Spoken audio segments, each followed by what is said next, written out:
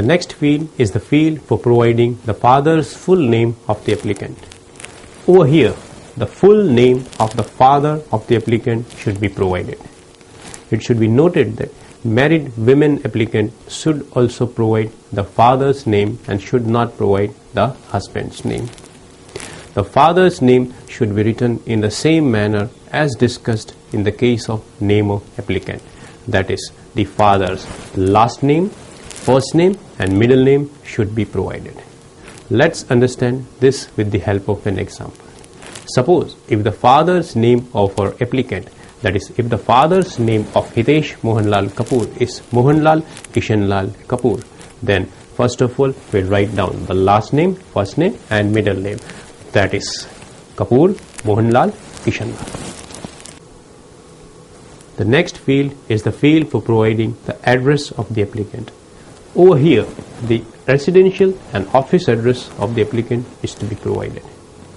It is mandatory to provide the office address if the applicant is having source of income from salary or business profession.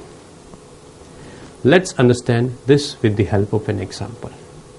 Suppose if the address of the applicant is flat number 001, the name of the premises Mohan Villa, the name of the road Mahatma Gandhi Road, locality Mohan Nagar, city Bhatinda, state Punjab, zip code 151001 and country India, then first of all we will write down the flat number, that is 001.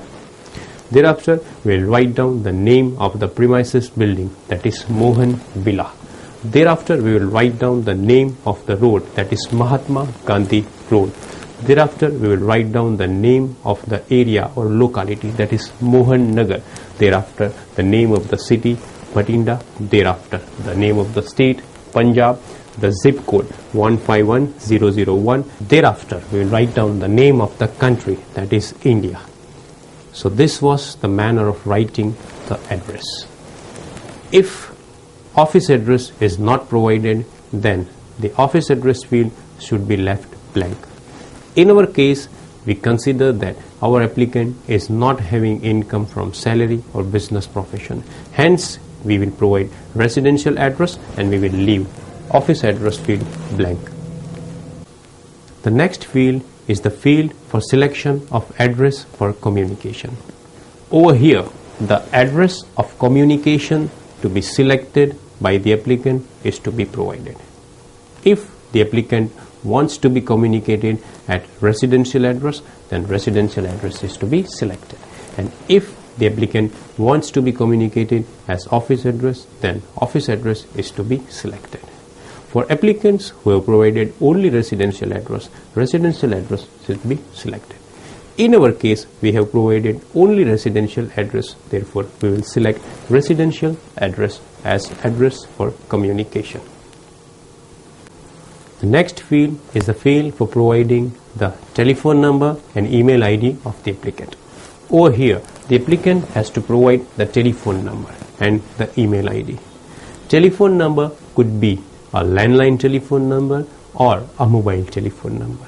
The telephone number should contain the country code, the area code, that is the STD code, and the telephone number or the mobile number. In our case, the applicant belongs to India. Therefore, the country code will be +91. The applicant belongs from Bhatinda. The STD code of Bhatinda is 0164. And we assume the telephone number as 1234567, and we assume the email ID of the applicant as hitesh@taxman.com.